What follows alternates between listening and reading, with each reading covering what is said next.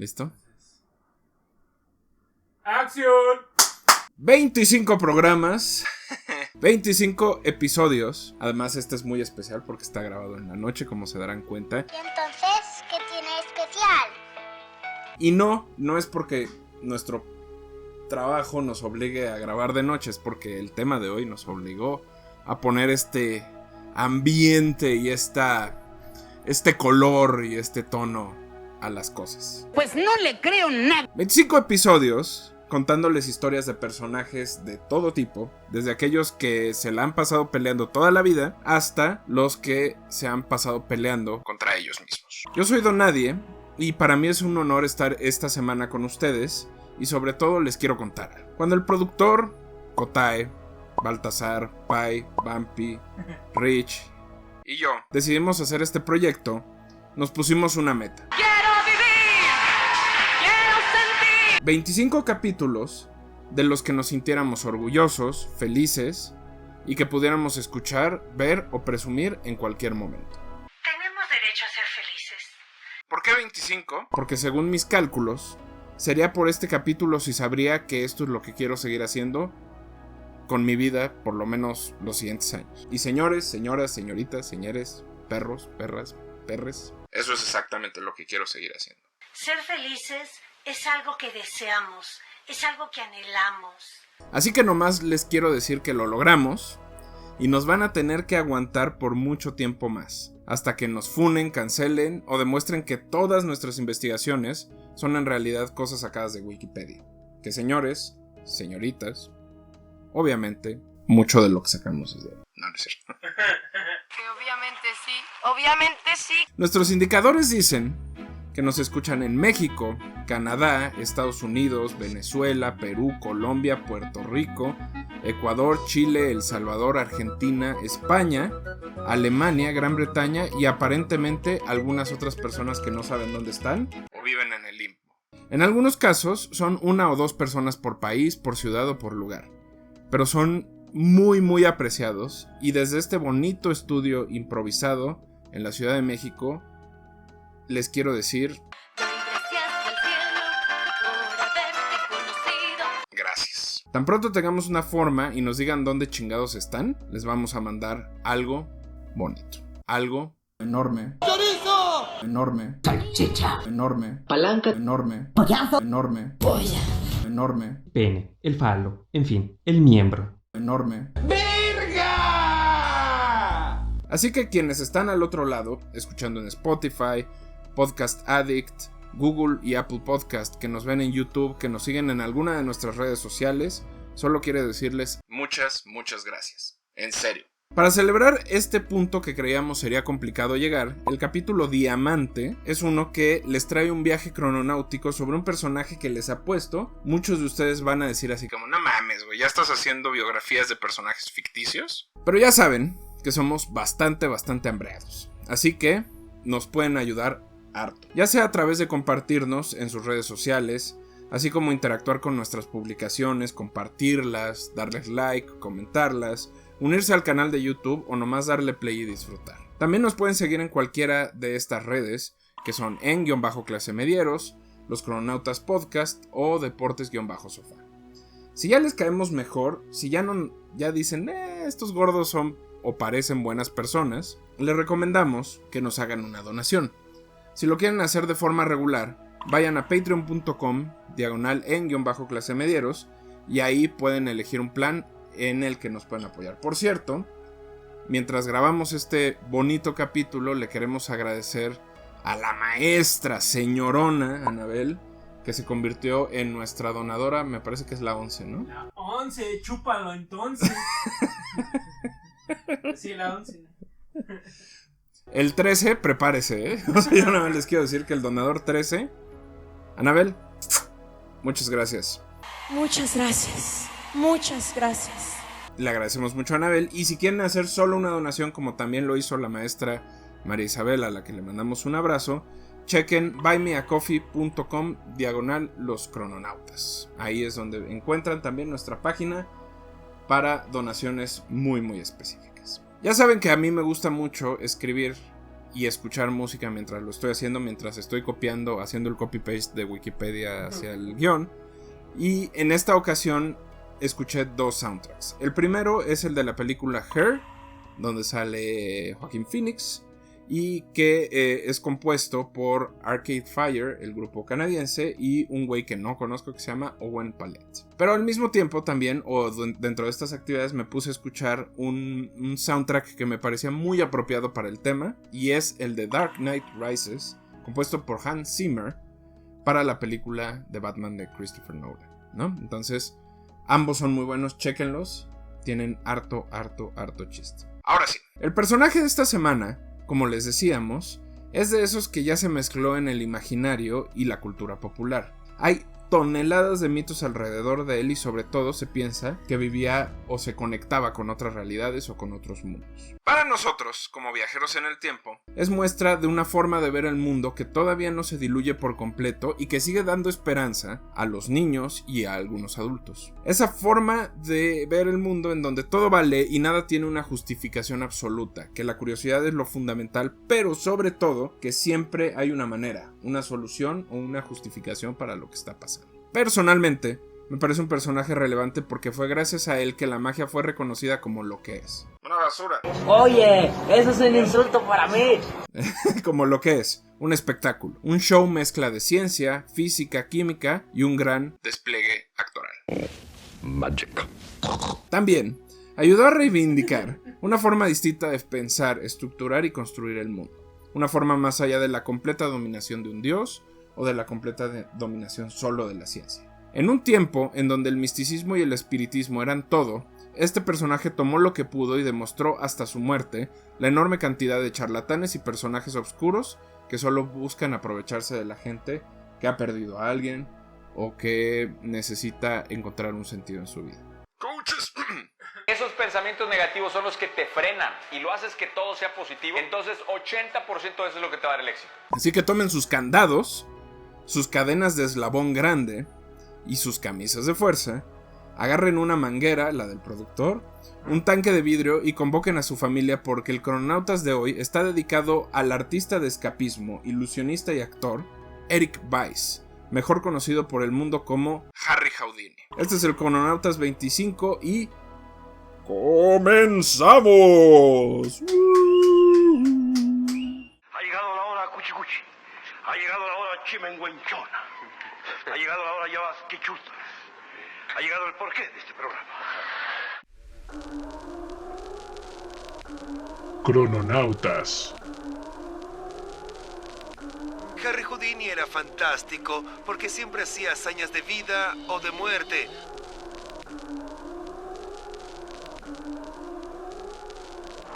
Se ponía esos cerrojos y escapaba de ellos en el escenario, frente a un público en vivo.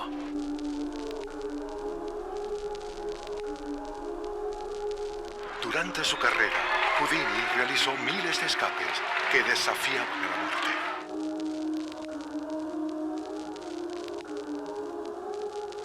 muerte. Hoy, Harry Houdini.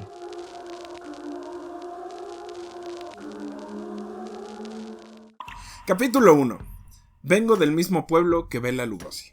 Cuando uno piensa en la niñez de los personajes con los que tratamos en este 3 veces heroico y honorable programa, rara vez se puede observar a alguien que no lo haya pasado mal. De hecho, es raro que lo hayan pasado bien, o tranquilo, o que hayan aprendido algo realmente de valor. Incluso en los casos más privilegiados, siempre hubo un momento, situación, o algo que terminó por joderlo todo. En este caso, obviamente la cosa no es diferente. ¿Por qué habría de serlo?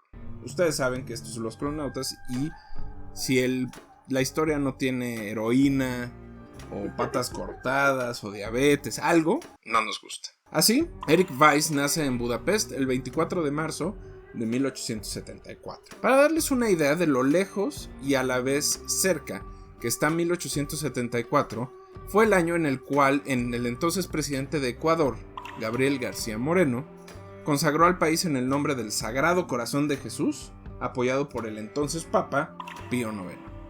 También fue el año en el que el estado de Nueva York anexó el Bronx como parte de sus territorios locales. Levi Strauss y Jacob Davis patentaron la mezclilla como ropa de trabajo y mi equipo de escocés favorito, el Hearts de Midlothian de Edimburgo fue fundado. Pero además de rellenar con datos inútiles estos primeros minutos y ganar un poco de tiempo de grabación, la realidad es que lo que se lo...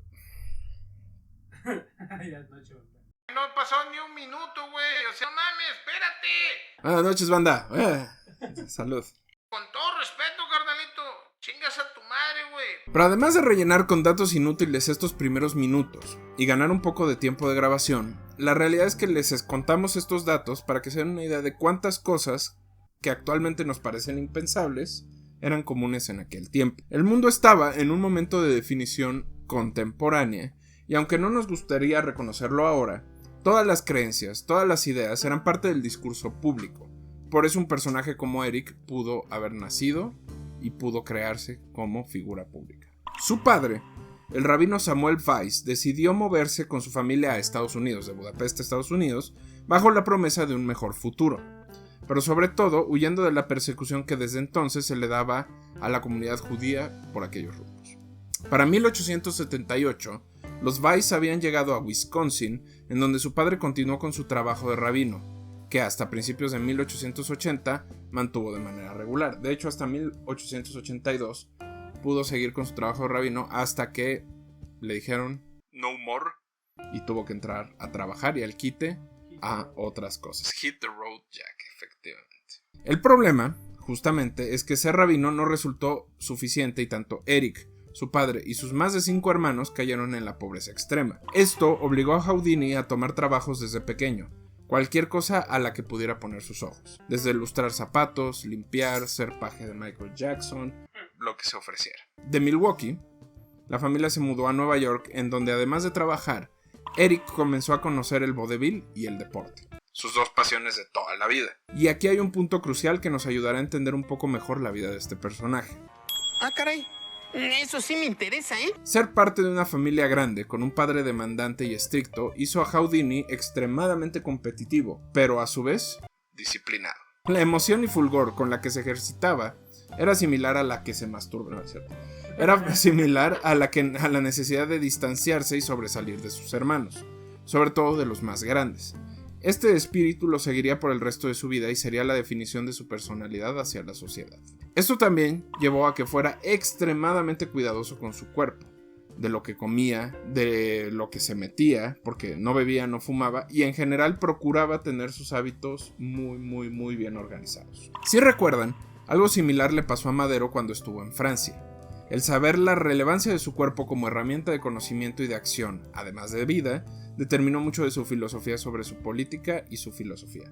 Vayan a ver el segundo capítulo de Misticismo y Política, donde ahondamos la historia de este expresidente mexicano. El asunto es que desde muy pequeño, además de su interés por mantener su cuerpo en buena forma, Eric procuró aprender a leer, escribir e investigaba todo lo que tenía a la mano. Sobre todo, cualquier cosa que estuviera enfocada en el cuerpo humano, aunque la química y la física también le resultaban extremadamente atractivas. Fue en este tiempo que la distancia con su padre se tradujo en un apego que algunos biógrafos llaman enfermo por su madre. A la muerte de Eric se encargó por completo de ella, cuestión que hacía que sus hermanos pensaran que nunca tendría una relación normal o una vida normal y que siempre se mantendría a las faldas de su madre, Cecilia Strainer. Este hombre sí tiene una mamitis aguda.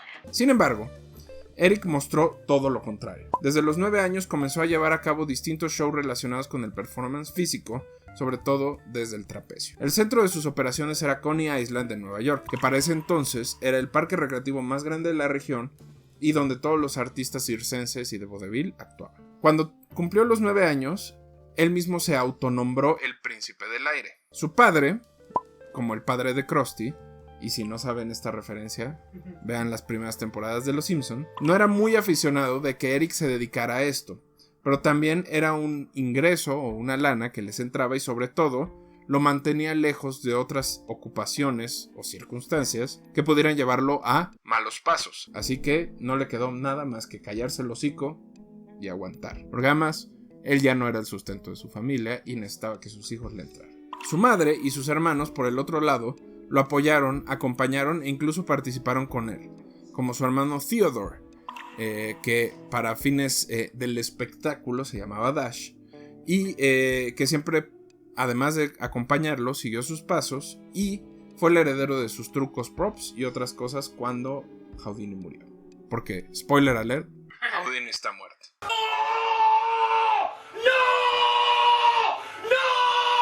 Lo siento, ya sé que les arruiné la historia completa. Al final, se podría decir que la niñez de Eric terminó cuando decidió que se dedicaría a actuar, y fue justo cuando decidió darse un nombre. Después de leer la biografía de Jean-Eugène Robert Houdin, Henrik, decidió que ahora en adelante sería conocido como Houdini. El Harry fue para hacer el nombre mucho más emocionante. ¡Ay, güey! Que en realidad, Harry era un acortamiento del mismo nombre Eric, porque no quiero sonar como película de gángster de los 20s, pero nadie le decía Eric, era como Eric, hasta que dijo, bueno, soy Harry. Ni se parece, pero bueno. Eso es lo que dicen los biógrafos y Wikipedia, y yo no voy a desmentir a Wikipedia. Capítulo 2.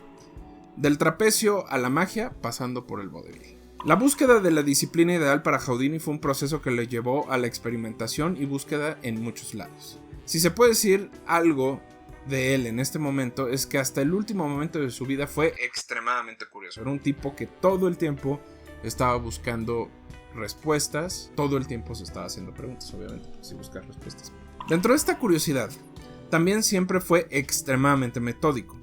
Su acercamiento a cualquier arte, práctica o disciplina lo hacía desde el análisis profundo y crítico constante. Pero en el fondo, el objetivo nunca cambió. Para Houdini, lo importante era resaltar, sobresalir y ser visible para todos. Resaltar de sus hermanos, luego resaltar de otros artistas que había en Coney Island y después cualquier persona que se atreviera a llamarse escapista en el mundo.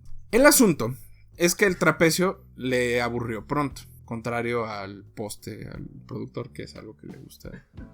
El palo que le gusta bastante. ¡Te declaro Don Comedia! Aunque la gimnasia le pareció una buena idea, terminó por dominarla.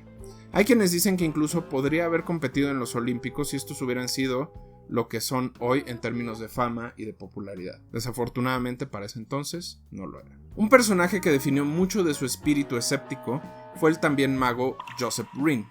Rhine adoptó a Harry cuando éste andaba en búsqueda de nuevas formas de espectáculo, pero lo interesante es que no lo adoptó para formarlo como mago, sino lo adoptó para enseñarlo a correr, a ser atleta. Rhine era un mago poco común para la época, estaba centrado en las justificaciones y porqués de las cosas. Es por eso que aunque ayudó a Harry en lo deportivo, también lo ayudó a formar su propio criterio sobre la magia, a la que Harry, aunque le entró poco, le debe todo el revestimiento de espectáculo con el que se le conocería más tarde. La magia duraría poco no solo por el interés de Harry, pero por su poca capacidad para llevarla a cabo de manera correcta, especialmente los trucos de carta, de los que él era sumamente aficionado, pero no le salían del todo bien. Participando en el circo y acompañando a otros actores, notó que un elemento que solía sorprender a la gente era aquel que era lo suficientemente real para que cualquiera lo pudiera intentar, pero lo suficientemente difícil para que él fuera el único que lo pudiera hacer de una manera correcta. Fue ahí donde los trucos o eventos de escapismo comenzaron a llamarle la atención, pero sobre todo detonaron su creatividad. Esperemos que estén disfrutando este Crononautas 25 sobre Harry Houdini. Les recordamos que pueden encontrarnos en Instagram como Los Crononautas Podcast, en _clasemediero, Ternera Junior, Don, _Nadia, _Reco, Deportes _Sofá. Veamos qué trucos, escapistas e ilusiones nos han preparado el productor y el equipo, y regresamos. Intermedio clase mediero. Mamá me dice pollito. Mamá me dice vaca. Cuando papá nos adoptó, mamá se desmayó.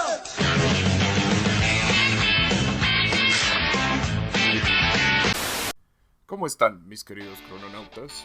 Si les menciono el nombre Max Headroom, seguro no les suena a nada. Pero este nombre, además de ser el título de una medianamente exitosa serie de los 80s, representa uno de los primeros eventos de terrorismo digital en los Estados Unidos. La noche del 22 de noviembre de 1987, mientras la gente disfrutaba del resumen del Chicago-Detroit en la cadena WGN, la programación fue interrumpida. En aquella ocasión, Apenas una imagen se veía. Era una persona con una máscara y lentes, pero no se escuchaba nada. Cuando la gente intentaba identificar quién era el de la máscara, parecía ser el mismo personaje de la televisión, Max Headroom. Un par de horas después, a las 11:15 de la noche, durante la transmisión de Doctor Who, pero ahora en la cadena WTTW, el hackeo se completó. El mismo hombre, con la misma máscara, ahora sí se escuchaba. Aunque no se le entiende muy bien, con el tiempo se ha podido entender varias cosas. Por ejemplo, su odio al comentarista Chuck Swirsky, su amor por la Pepsi, el dolor que le causaban las hemorroides y un poco de masoquismo televisivo mientras alguien más lo nalgueaba. Después de 1 minuto y 30 y tantos segundos, la transmisión regresó a lo normal. Sobre lo que pasó en aquella ocasión hay varias teorías. Las dos más aceptadas son que era un ex empleado de la cadena WGN que se estaba vengando por un despido o alguna injusticia, o que eran unos ciberhackers protestando contra Reagan y la utilización de la televisión como un medio para infundir miedo. Yo les puedo decir que lo más seguro es que fuera la primera, no solo por el conocimiento de cómo funcionaban los sistemas análogos de las cadenas televisivas, sino porque ambos transmisores estaban en la torre Sears y también se conocían los horarios de menor vigilancia. Es así, mis queridos clase medieros, que aun cuando no se sabe qué pasó, el mito de Max Headroom continúa siendo uno de los más analizados de los últimos años, y solo por un par de minutos de interrupción. Si quieren saber más, consulten a su conspiranoico local. ¡Basura! ¡Antro! ¡Troglodita! ¡Apestoso! ¡Excremento! ¡Baboso! ¡Apestoso! ¡Ah, vulgar! ¡Inútil! ¡Eres un torpe! ¡Menso! ¡Tonto! ¡Parásito! ¡Rata! ¡Rata! ¡Estiércol! ¡Come basura! ¡Cretinos! ¡Inútiles! ¡Torpe animal! ¡Vendido! ¡Vendido! ¡Embárratelo en la cara!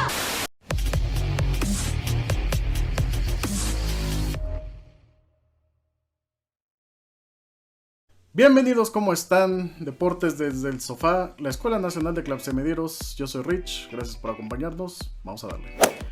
Qué difícil resulta luego tratar de ver y apoyar un deporte en tu país si todo lo que ves en la televisión nacional simplemente es fútbol. ¿Sabían que la LNBP, nuestra liga de básquetbol profesional, lleva semanas en su temporada 2021? ¿O de menos? ¿Sabían que dicha liga existe desde hace varios años? Alrededor de 20, un poco más. ¿Sabían que los mayas, bicampeones de la LFA, se mudaron a Puebla?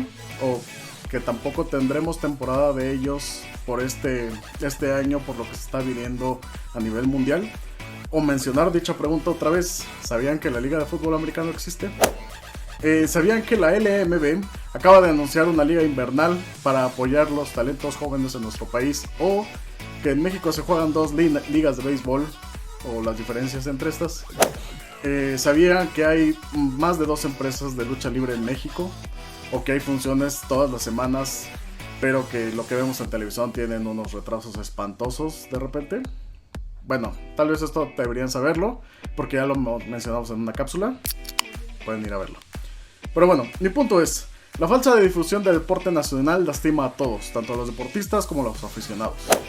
Sí, hay quienes defenderán el fútbol a muerte y saldrán con sus críticas tontas y sus comentarios de es que eso no es deporte. No.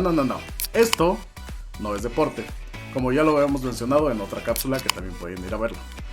Simplemente es darse cuenta que en realidad muchas personas y mucha gente disfruta asistir y practicar muchos otros deportes más allá del fútbol.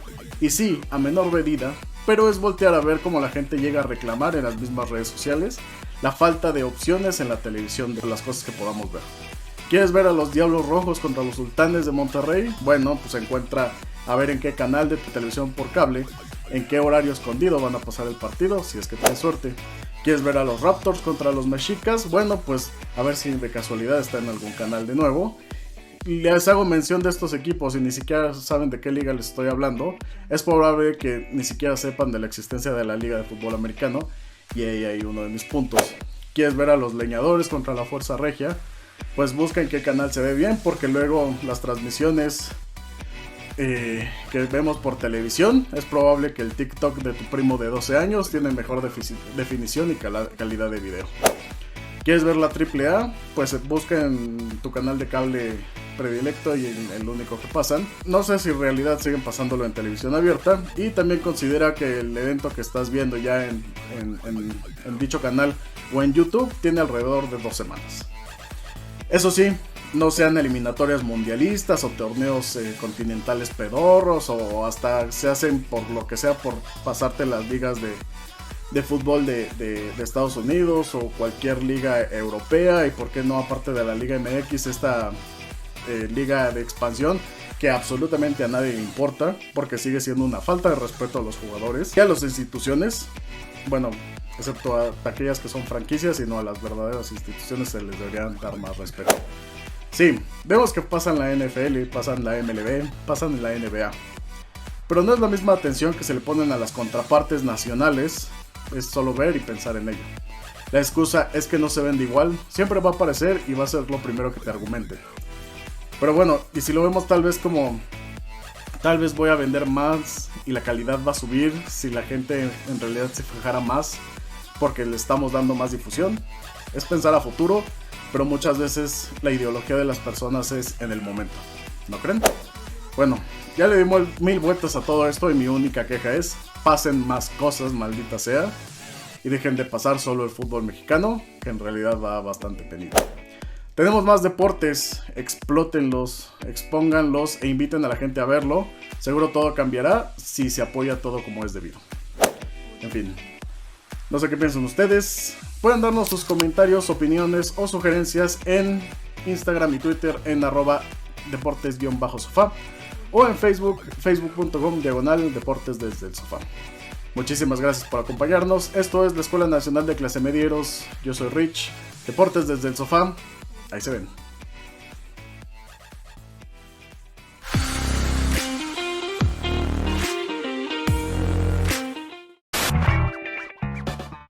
Oye, ¿has notado que el cuarto de la virginidad de Rich es como un cuarto de un adolescente gringo, güey? Fin del intermedio.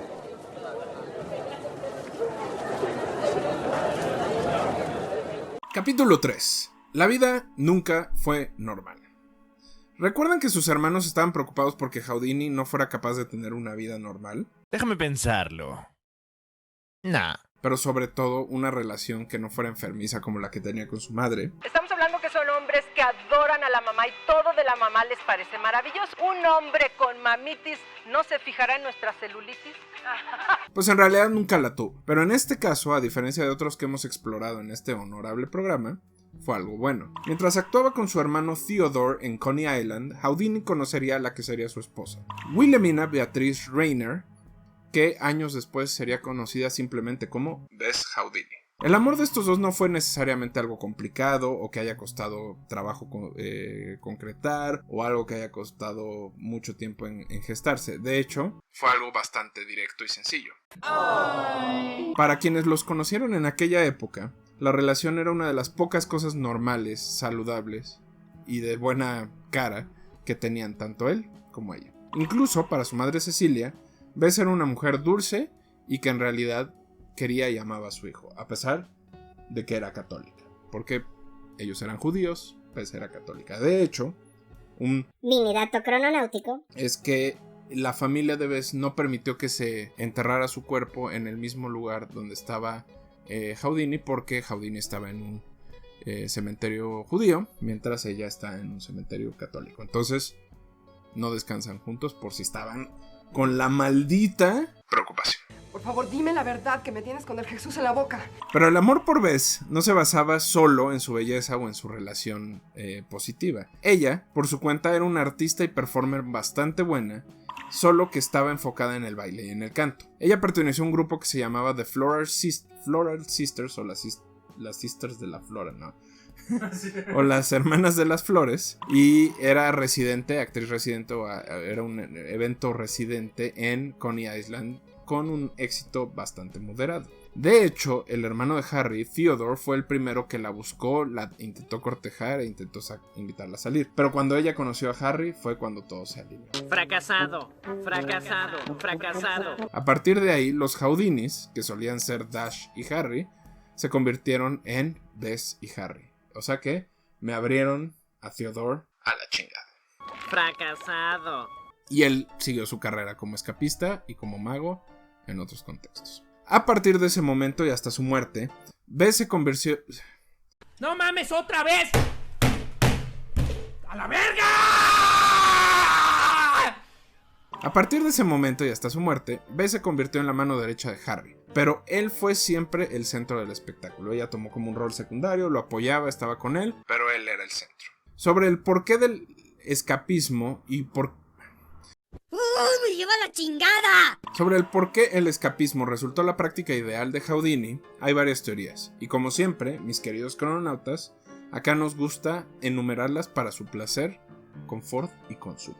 La primera teoría tiene que ver con la tolerancia al dolor y sobre todo la pasión y la emoción que le generaba el dolor. Algunos autores y biógrafos aseguran que Houdini era extremadamente aficionado a la tortura y encontraba en su dolor y en el de otros un placer lo suficientemente fuerte como para hacerlo una carrera. La clave, en realidad, es que prefería hacerlo siempre a través de él, porque a pesar de tener estos apetitos, que bien lo pudieron convertir en un asesino serial inmediatamente, se conformó con lograrlo a partir de las reacciones del público al que se presentaba.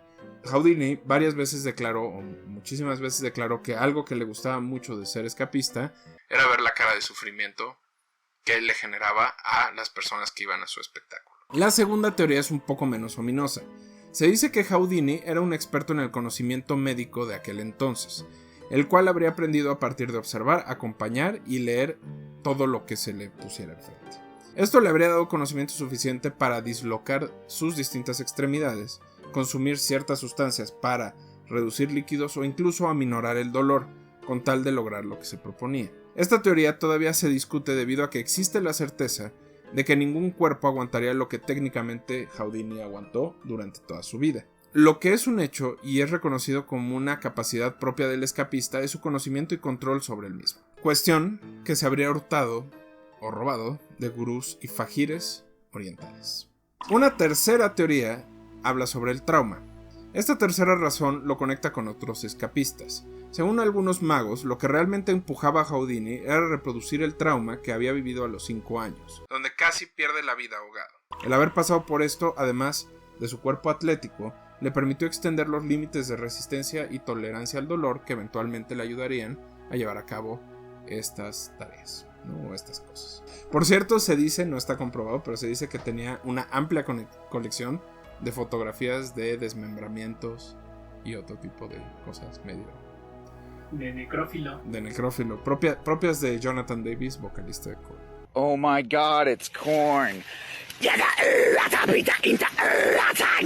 Este humilde crononauta opina que es un poco de todo y que habría que sumarle a su conocimiento médico un buen pedazo de conocimiento sobre física, que aún en esa época era una disciplina bastante avanzada y con mucho camino recorrido. El punto es que Houdini escapista nació. Lo que comenzó solo como esposas, acompañado del título de El Rey de las Esposas, fue creciendo. Camisas de fuerza, grilletes, cadenas, cualquier elemento que las policías del mundo utilizaran para detener a sus prisioneros. De todas escapó. Esto le permitió tener una corrida exitosa en Estados Unidos y por corrida, ¿no? Y viajar a Europa, donde incluso logró escapar de un camión que lo dirigía a Siberia. La temida cárcel rusa, donde personajes como Joseph Stalin también lograron escapar. Cuando los imitadores y otros escapistas comenzaron a replicar sus trucos, él, además de atacarlos en público y decir que eran unos hijos de la chingada, buscó siempre llevarlo a otro nivel. Cuando todos hacían cadenas, agregó la camisa de fuerza. Cuando todos hacían camisa de fuerza, pidió que lo metieran a un contenedor de leche. Cuando todos hicieron eso, pidió que lo colgaran de los pies. Cuando incluso eso fue copiado, pidió que lo colgaran de los pies encadenado con una camisa de fuerza, lo metieran en una caja llena de agua y entonces lo dejaran escapar. A esta belleza, donde estaba él colgado con una camisa de fuerza encadenado, etcétera, etcétera, le llamaron The Chinese Water Torture Cell, o la celda de tortura de agua china. No sé en dónde estaba lo chino, pero así le llamaron ellos. Y si esto no traía gente, el mismo Houdini lo llevó al último paso. Una caja en la que él estaba encadenado y con camisa de fuerza encadenada por fuera y aventada al mar. Mucha gente cree que de hecho ahí es donde murió, o intentando este truco es donde murió, pero nos estamos adelantando. Con la fama y el dinero que conllevaba, Houdini se convirtió en lo que más deseaba. Pero como todo en la vida, cuando crees que todo funciona, llega algo que te da un bofetón duro y certero. La madre de Harry, Cecilia, muere en 1913. Entre más me la mamas, más me crees. Y esto no sería importante, salvo por el hecho de que les voy a contar algo que definiría la carrera del escapista. Años después de la muerte de su madre, algunos dicen que por 1918, otros dicen que por 1920, el escapista conoció a Sir Arthur Conan Doyle. Dicho encuentro generó en ellos una amistad considerada poco probable, pero cuando se le mira de cerca, no era tan lejana. Ambos se alimentaban de encontrar la verdad en todos los lugares posibles. Mientras uno lo buscaba a partir de su personaje, Sherlock Holmes, el otro lo hacía a partir de sus trucos e ilusiones. El punto es que al poco tiempo de establecer esta relación, Doyle le ofrece a Houdini la posibilidad de hablar con su madre vía una medium. Esta medium era su esposa, que se creía tenía estas capacidades extrasensoriales. Aquí no está de más hacer una pequeña pausa. Alrededor de Houdini siempre ha existido el mito de que él tenía superpoderes, o por lo menos contacto con el más allá. Más que el promoverlo, él como una parte de su personalidad, eran creencias propias de la época y de otros ilusionistas o magos que aseguraban que eran los espíritus quienes los asistían en sus trucos. Y como vimos con Madero, no solo asistían en temas de magia, también asistían en decisiones de gobierno, alimentación y otras muchas cosas muy hermosas. Entonces, aunque era escéptico, Houdini aceptó estar en la sesión porque, sobre todo, era curioso. Quería ver cómo eran las cosas y, evidentemente, el resultado no solo fue malo, sino que lo incendió contra lo que él llamó, a partir de ese momento, los peores charlatanes de la historia. Se sabe poco de esa sesión, o de lo que sucedió exactamente, pero al terminar no solo no le habló su mamá, sino que quien sea que le haya hecho, cayó en todas las trampas que le puso para que demostrar que no era esa persona. Incluso al hablarle, esta persona lo hizo en inglés, idioma que su propia madre no conocía o hablaba de manera muy muy reducida, porque recuerden, la señora Cecilia era europea de Budapest. Enfurecido después de esta experiencia, Houdini decidió dedicar los últimos años de su vida, que no sabía que eran los últimos años de su vida, pero fueron sus últimos años, a evidenciar a todos aquellos que se dedicaran al espiritismo, ofreciendo hasta $10,000 de premio a quien le pudiera demostrar que, en efecto, tenía contacto con los muertos o que tenía cualquier poder sobrenatural, el que fuera. Esto, evidentemente, enfureció a Conan Doyle, que no solo creía que los espíritus podían hablarle a través de su esposa, sino que sintió que era una burla a ella, Jan, que en realidad lo había hecho con las mejores intenciones. Entre sus víctimas, las de Houdini, estaban el cazador de fantasmas, Carlos Trejo, no es cierto, George Valentine, el hombre con los ojos de rayos X, el español Joaquín Argamasilla y muchos otros. El premio nunca se colectó y Houdini hizo público a través de tantos medios como fue posible los fraudes que se iba encontrando. De hecho, llegó a contratar al legendario Lovecraft, el escritor, para ayudarlo a escribir un libro sobre el cáncer de las supersticiones y sobre el peligro que la astrología tenía sobre la vida de las personas. Este libro nunca se publicó y de hecho se encontraron muy pocos escritos o muy pocos manuscritos porque se lo encargó prácticamente ya antes de morir. Antes de entrarle al último pedazo de la historia de este maestrazo, no está de más mencionar a uno de sus seguidores y sobre todo continuador de su trabajo, el asombroso James Randi. Y aquí no es ni un dato crononáutico, ni una teoría de la conspiración, pero quiero mencionar al asombroso James Randi. Además de mago, Randi era investigador paranormal y en el espíritu de Houdini fundó el $1 Million Paranormal Challenge, diseñado con el mismo fin que Houdini diseñó los $10,000, a cambio de que cualquier persona le demostrara la existencia de algo sobrenatural. Entre los muchos mitos que rompió, acá les dejo el que fue mi favorito de toda la investigación. Randi retó al entonces astrólogo Joseph Merriweather, que aseguraba que solo con ver a la gente y platicar un poco con ellos podía adivinar su signo zodiacal. Creencia de gente pendeja. La mera neta, mano. En el reto, Merriweather debía de adivinar el signo de por lo menos 10 de las 12 personas, una por signo, obviamente, ¿no? Había 12 personas de cada uno de los signos, para poder saber exactamente. Y de hecho se hizo que todos tuvieran el mismo peinado, todos tuvieran la misma ropa y en general no podían denotar nada o no podían demostrar nada que no fuera contar sobre su vida, su nombre, en qué trabajaban, su familia, etc., ¿no? De esos 12 tenía que adivinar 10. Obviamente no atinó a ninguno.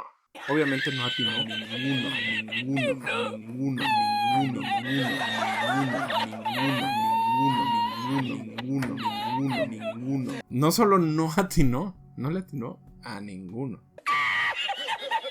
A nada, o sea, todos los equivocó. Estadísticamente es más difícil no atinar.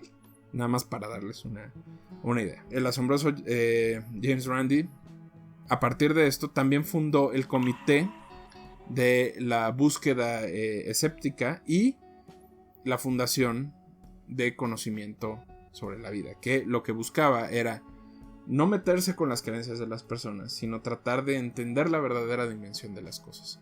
Todo esto es considerado como una extensión del trabajo de Houdini y ahorita van a ver por qué. El maestro James Randi murió en el 2020, pero, señores, señoras, cronautas, es uno de nuestros personajes favoritos del mundo mundial.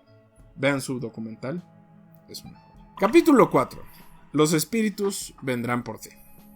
Además de perder la amistad de Sir Arthur Conan Doyle, la actitud retadora de Houdini lo llevó a recibir amenazas de todo tipo, pero sobre todo de naturaleza espiritual.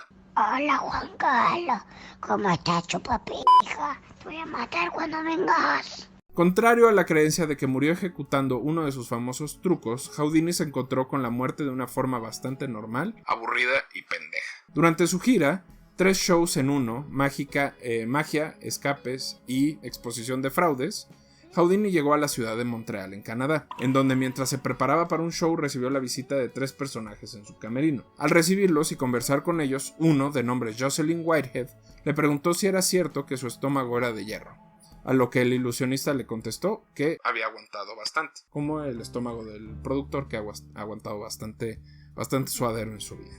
Sin prevenirlo, lo golpeó varias veces en el estómago sin preparación.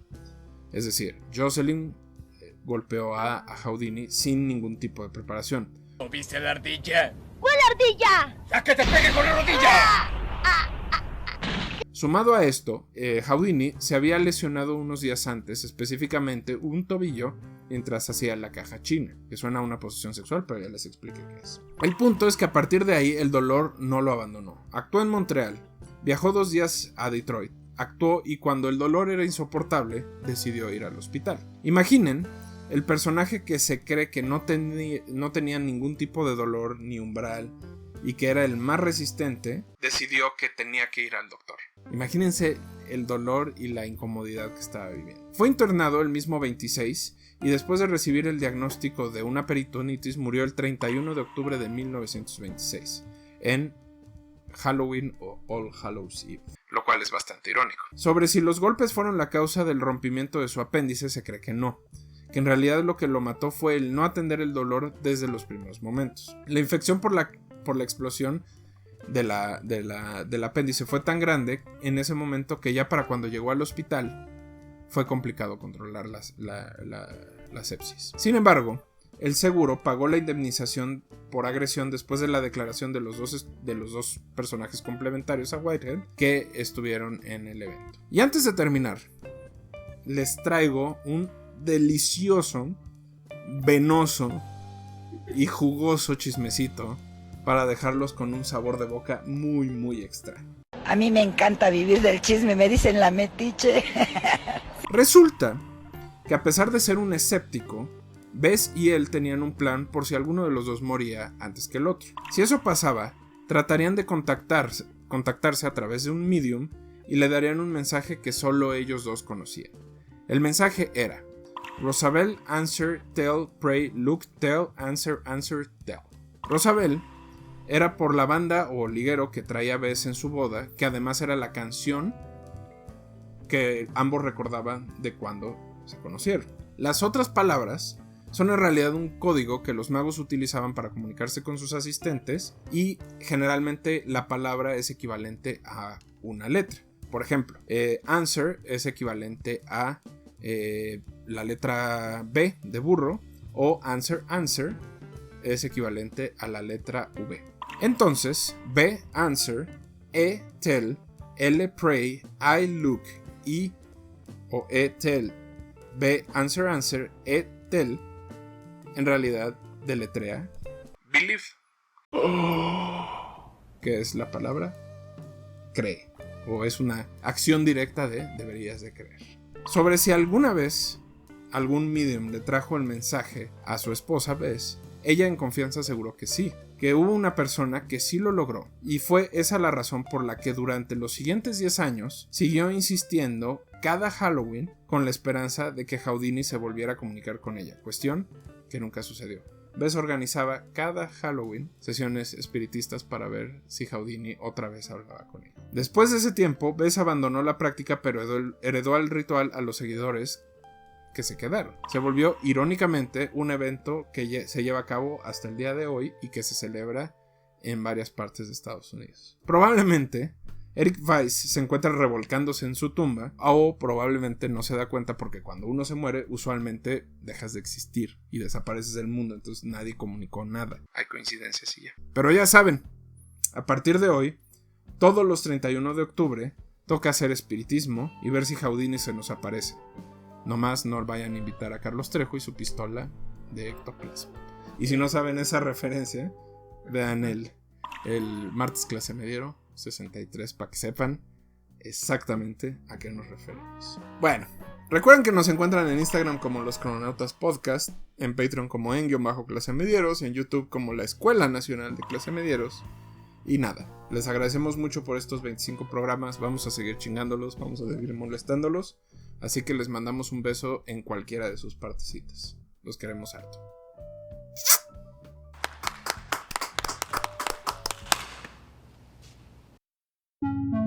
Crononautas.